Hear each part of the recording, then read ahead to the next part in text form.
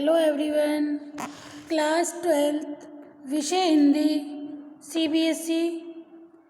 Dear student, आपका आज मैं 16 लेसन स्टार्ट कर रही हूँ। कहानी का नाम है नमक, ठीक है, जिसकी लेखिका है रजिया सजाद जहीर। बेटा गद्य खंड के आपका ये चैप्टर कराने के बाद एक लेसन और बच जाएगा, आपका आरोह का गद्य भाग कंप्लीट हो जाएगा। ओके, तो ये कहानी है। कहानी की जो लेखिका है रजिया सजाद जहीर। इनका जन्म 15 फरवरी सन 1917 अजमेर राजस्थान में हुआ था। प्रमुख रचनाएं जर्द गुलाब, उर्दू कहानी संग्रह। इन्हें सोवियत भूमि नेहरू पुरस्कार सम्मान मिला। उर्दू अकादमी उत्तर प्रदेश अखिल भारतीय लेखिका संघ अवार्ड सन 18 दिसंबर सन 1969 79 को इनकी मृत्यु हो गई थी। रजिया सजाद जहीर मूलतः उर्दू की कथाकार है, ठीक है। उन्होंने BA तक की जो शिक्षा की वो घर पर ही रहकर प्राप्त की थी। विवाह के बाद इन्होंने इलाहाबाद से उर्दू में MA की परीक्षा उत्तीर्ण की। BA तक की पढ़ाई घर में की थी। BA के बाद MA की परीक्षा इन्होंने इलाहाबाद से उत्तीर्ण की उर्दू में, ठीक है। 1947 में वे अजमेर से लखनऊ आई और वहाँ करामत हुसैन गर्ल्स कॉलेज में पढ़ाने लगी। 1947 में वो अजमेर से लखनऊ आई और लखनऊ में एक कॉलेज में पढ़ाने लगी। 1965 में उनकी नियुक्ति सोवियत सूचना विभाग में हो गई। आधुनिक उर्दू कथा साहित्य में इनका बहुत अधिक महत्वपूर्ण स्थान है। उन्होंने कहानी और उपन्यास दोनों ही लिखे। उर्दू में बाल साहित्य की रचना भी की। मौलिक सर्जन के साथ साथ उन्होंने कई अन्य भाषाओं में कुछ पुस्तकों के अनुवाद भी किए। रजिया जी की भाषा सहज, सरल एवं मुहावरेदार है। उनकी कुछ कहानियाँ देवनागरी लिपि में हैं। देवनागरी लिपि हिंदी भाषा की जो लिपि है उसे कौन सी लिपि क्या कहते हैं? देवनागरी लिपि। लिपि क्या होता है बेटा? किसी भी भाषा को लिखने के जो निश्चित चिन्ह होते हैं उसे हम क्या कहते हैं? लिपि। और हमारी हिंदी भाषा की लिपि क्या है? देवनागरी। अंग्रेजी भाषा की लिपि क्या है? रोमन। और उर्दू भाषा की लिपि फारसी। और पंजाबी भाषा की लिपि गुरमुखी, ठीक है। तो रजिया सजाद जहीर की कहानियों में सामाजिक सद्भावना, धार्मिक सहिष्णुता और आधुनिक संदर्भों में बदलते हुए पारिवारिक मूल्यों को उभारने का सफल प्रयास मिलता है। सामाजिक यथार्थ और मानवीय गुणों का सहज सामंजस्य उनकी कहानियों की विशेषता है, ठीक है।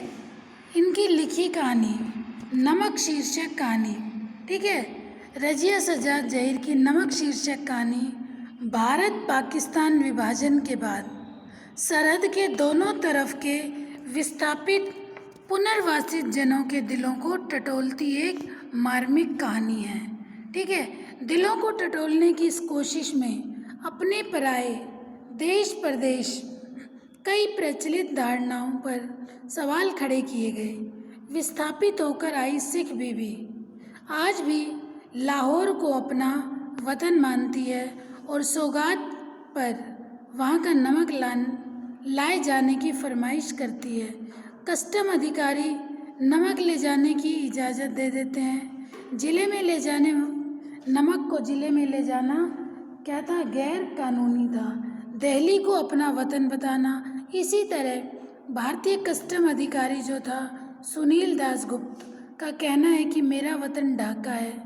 राष्ट्र राज्यों की नई नई सीमा रेखाएं खींची जा चुकी हैं और मजहबी आधार पर लोग इन रेखाओं के इधर उधर अपनी अपनी जगह मुकर्रर कर चुके हैं। इसके बावजूद भी जमीन पर खींची गई रेखाएं उनके अंतर मन तक नहीं पहुंच पाई। राजनीतिक यथार्थ के स्तर पर उनके वतन की पहचान बदल चुकी है, किंतु यह उनका हार्दिक यथार्थ नहीं बन पाया। एक अनचाही अप्रीतिकर बाहरी बाध्यता ने उन्हें अपने अपने जन्म स्थानों से विस्थापित तो कर दिया, जन्म कहाँ हुआ दूसरी जगह उन्हें शिफ्ट कर दिया गया, पर वह अपने दिलों पर कब्जा नहीं कर पाई, अर्थात अपना जन्म जहाँ हुआ वो ही अपना वतन है।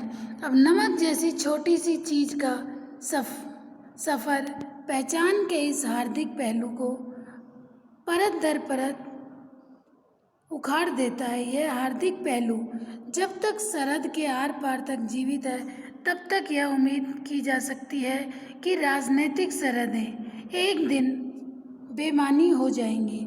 लाहौर के कस्टम अधिकारियों का यह कथन बहुत सार्ववित है। उनको यह नमक देते वक्त मेरी तरफ से कहिएगा कि लाहौर अभी तक उनका वतन है और दिल्ली मेरा। ये बाकी सब रफ्ता रफ्ता ठीक हो जाएगा, रफ्ता रफ्ता धीरे धीरे ठीक हो जाएगा। देखिए, इस कहानी को पढ़ते हुए हमारे मन में एक सवाल ज़रूर उठ सकता है, क्या धर्म मज़हब के आधार पर नई सरहदों के आर पार फेंक दिए गए लोगों की वह पीढ़ी जिनके दिलों में अपनी जन्मस्थली के प्रति गहरा लगाव है, वे खत्म हो जाने पर रफ्ता रफ्ता ठीक हो जाएगा कि उम्मीद भी खत्म हो जाएगी? क्या नई पीढ़ी के आने पर भी यह उम्मीद बनी रहेगी? देखिए, इस कहानी में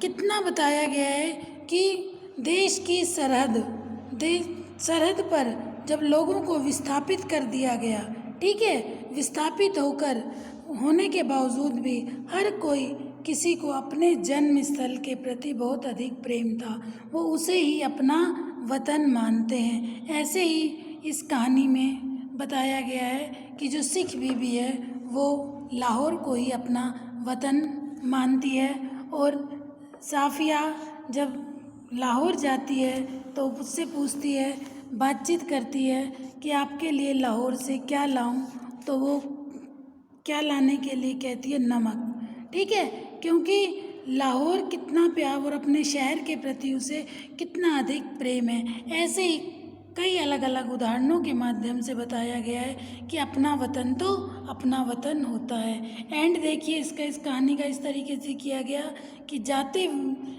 नमक ले जाने पर, नमक देते वक्त लाहौर बीबी से कहना, मेरी तरफ से कहना कि लाहौर अभी भी उनका वतन है और दिल्ली मेरा। ये तो बाकी सब धीरे धीरे ठीक हो जाएगा। ठीक है, आज आप बहुत आसान और बहुत ही अच्छी कहानी है। ठीक है बेटा, हम इस कहानी को स्टार्ट कर रहे हैं। कहानी का शीर्षक है नमक, क्योंकि ये पूरी कहानी नमक पर ही आधारित है। ठीक है, नमक पर ही ये कहानी आधारित है। तो कहानी का नाम है नमक। इसकी लेखिका कौन है? रजिया सज्जाद जहीर। ओके। उन सिख बीबी को देखकर साफिया हैरान रह गई थी कि किस कदर वह उनकी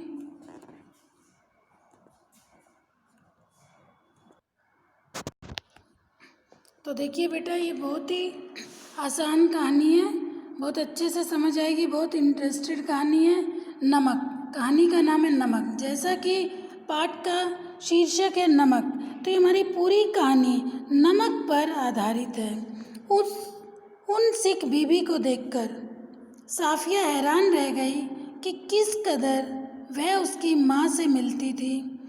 वही भारी भरकम जिस्म, छोटी छोटी चमकदार आँखें जिनमें नेकी, मोहब्बत और रहमदिली की रोशनी जगमगाया करती थी। चेहरे जैसी कोई खुली हुई किताब, वैसा ही सफ़ेद बारीक मलमल का दुपट्टा जैसा उसकी अम्मा मुहर्रम में ओढ़ा करती थी।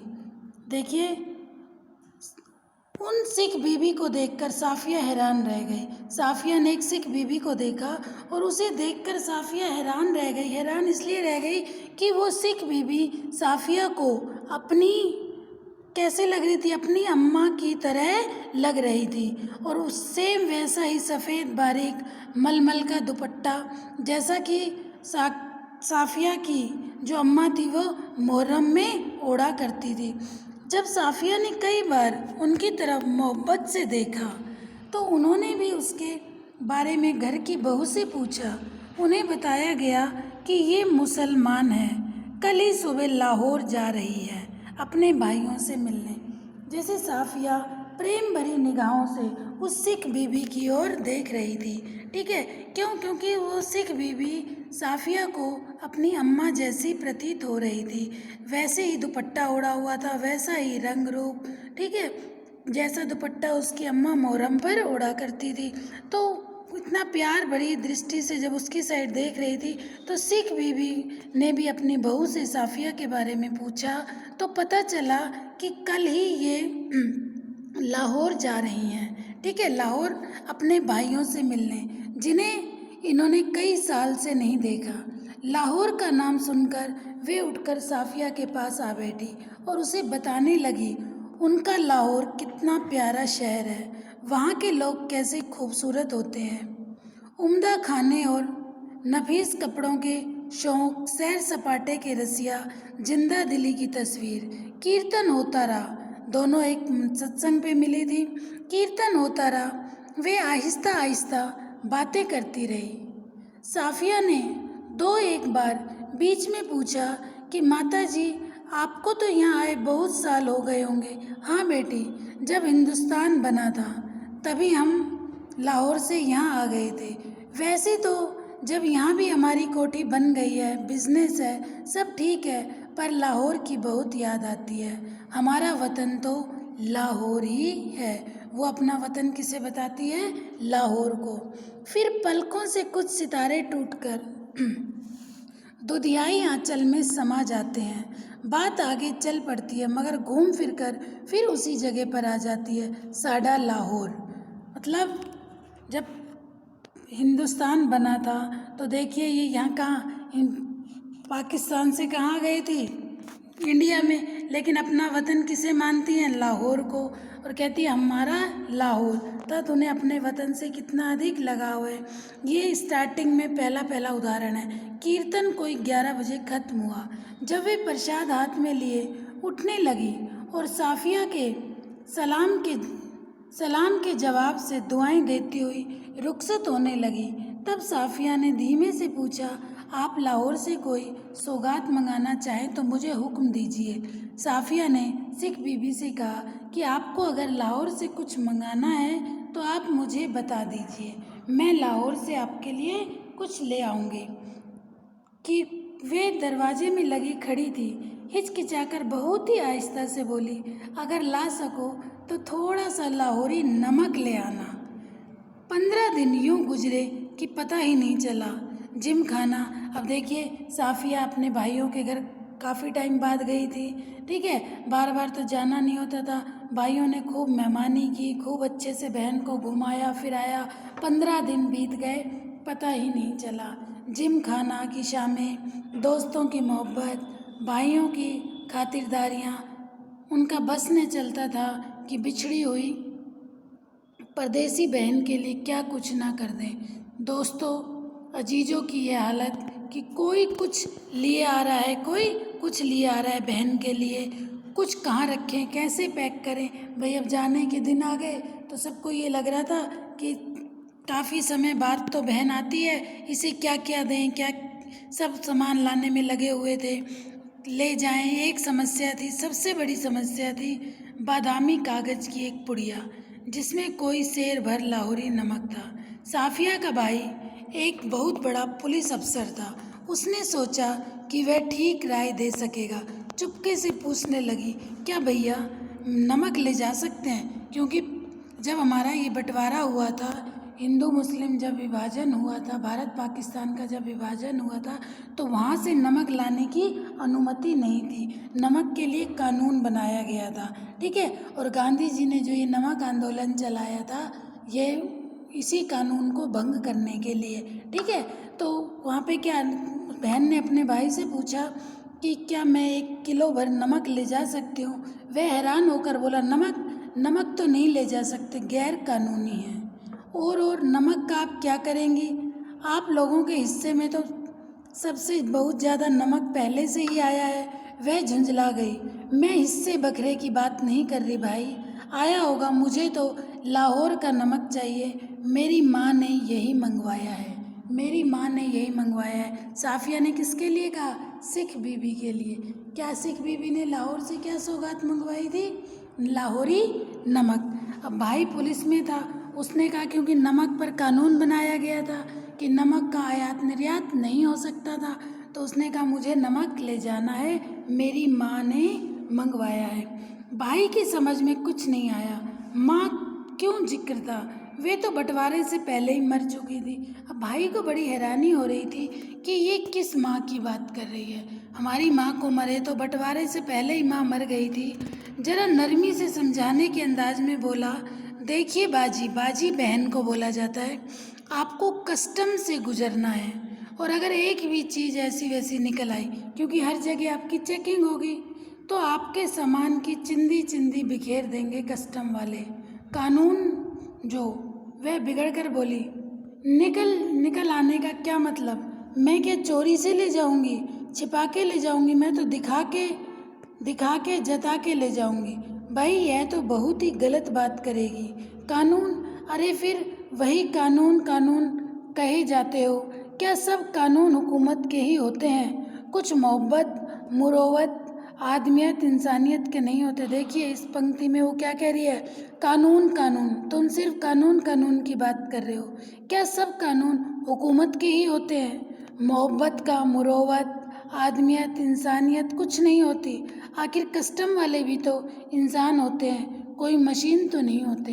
कौन कह रहा है, साफिया किससे कह रही थी, अपने भाई से, कि तुम हर समय ये क्या कानून कानून की बात करते हो, क्या प्रेम कुछ नहीं है, मोहब्बत कुछ नहीं है, इंसानियत मानवीयता कुछ नहीं है, क्या जो कस्टम वाले हैं वही सब कुछ देखेंगे, क्या उनके दिल नहीं है, वो इंसान नहीं है, क्या वो कोई मशीन है। हाँ वे मशीन तो नहीं होते, पर मैं आपको यकीन दिलाता हूँ, भाई अपनी बहन से कह रहा है, वे शायर भी नहीं होते, उनको तो अपनी ड्यूटी करनी होती है। देखिए ड्यूटी तो हर कोई अपनी बखूबी से निभाएगा, अगर आप ड्यूटी पे अपना ड्यूटी सही से नहीं कर रहे तो आप अपनी ड्यूटी से गद्दारी कर रहे हैं। अरे बाबा, तो मैं कब कह रही हूँ कि वह ड्यूटी ना करें, एक तोहफा है, वह भी चंद पैसों का। भाई नमक मामूली सी चीज़, थोड़े से पैसों की आई हुई चीज़, शौक़ से देख लें, कोई सोना चांदी थोड़ी लिए जा रही हूँ, स्मगल की हुई चीज़ थोड़ी ले जा रही हूँ, ब्लैक मार्केट का माल थोड़ी ले जा रही हूँ कि कस्टम वाले कुछ कहेंगे, एक चंद पैसों का नमक ही तो ले जा रही हूँ, वो भी एक प्रेम के कारण, मोहब्बत के कारण। वो किसके लिए नमक ले जा रही थी साफिया, उस सिख बीबी के लिए, जिस सिख बीबी को साफिया ने लाहौर आते समय कहा था कि लाहौर से आपके लिए कुछ लाना है क्या, और सिख बीबी ने कहा हाँ, सौगात के रूप में लाहौरी नमक लेकर आ जाना। तो भाई और बहन की आपस में देखिए जो वार्तालाप हो रही है, ठीक है, कि वो भाई बोल रहा है कि नमक ले जाना अलाउ नहीं है, और वो कह रही है कि क्या सिर्फ कानून ही सब कुछ है, कि कस्टम वाले तुम्हारे सारे सामान की चिंदी चिंदी फैला देंगे, कर देंगे, अर्थात वो कुछ नहीं समझेंगे। और बहन किस तरीके से कह रही है कि क्या उनके अंदर इंसानियत नहीं है, क्या वो मशीन है। भाई क्या कह रहा है, वो मशीन नहीं है, लेकिन वो भी अपनी ड्यूटी कर रहे हैं। अरे बाबा, तो मैं कब कह रही हूँ कि वो ड्यूटी ना करें, मैं तो एक तोहफा है, वह भी चंद पैसों का, शौक़ से देख लो, कोई सोना चांदी नहीं, स्मगल की हुई चीज़ नहीं, ब्लैक मार्केट का माल नहीं। अब आपसे कौन बहस करे, आप कदीब ठहरी, और सभी अदीबों का दिमाग थोड़ा सा तो ज़रूर ही घुमा हुआ होता है। वैसे मैं आपको बता देता हूँ कि आप ले नहीं जा पाएंगी, और बदनामी मुफ्त में हम सब की होगी। आखिर आप कस्टम वालों को कितना जानती हैं। भाई कह रहा है कि तुम ले नहीं जा पाओगी, ले जाना बहुत मुश्किल होगा, क्योंकि तुम कस्टम वालों के बारे में अच्छे से नहीं जानती कि उन्हें ड्यूटी देनी होती है, वो सब कुछ चेक करते हैं। नमक ले जाना कानूनन अपराध है, गैर कानूनी काम है, और गैर कानूनी काम जब तुम करोगी तो उसके लिए हम सब की कितनी अधिक बेइज्जती होगी। उसने गुस्से से जवाब दिया, कस्टम वालों को जाने या न जाने, पर हम इंसानों को थोड़ा सा ज़रूर जानते हैं। और रही दिमाग की बात, सो अगर सभी लोगों का दिमाग हम अदीबों की तरह घुमा हुआ होता तो यह दुनिया कुछ बेहतर ही जगह हो जाती भैया। कौन कह रहा है, बहन, किसको कह रही है, अपने भाई को। बहन को भी भाई पर गुस्सा आ रहा था कि वो नमक ले जाने के लिए मना कर रहा था। मारे गुस्से की उसकी आंखों से आंसू बहने लगे। उसका भाई सिर हिलाकर चुप हो गया। अगले रोज देखिए, भाई ने खूब समझाया लेकिन उसे लग रहा था नहीं, उन्होंने प्रेमवश मुझसे नमक मंगवाया है तो मुझे ले जाना चाहिए। अगले रोज 2 बजे दिन को उसे रवाना होना था। सुबह के लिए बहुत व्यस्त कार्यक्रम बन चुका था, इसलिए उसने सारी पैकिंग की सुबह जाना है रात को ही कर ली। कमरे का दरवाज़ा अंदर से बंद करके सामान बांधने लगी। इधर उधर फैली हुई चीज़ें धीरे धीरे सिमटकर सूटकेस और बिस्तर बंद में चली गई। सिर्फ 2 चीज़ें रह गई थी। सारा सामान बहन ने पैक कर लिया। 2 चीज़ें बची थी, एक छोटी सी टोकरी जिसमें किन्नू थे और एक दोस्त का तोहफा, संतरे और माल्टे को मिलाकर पैदा किया गया फल।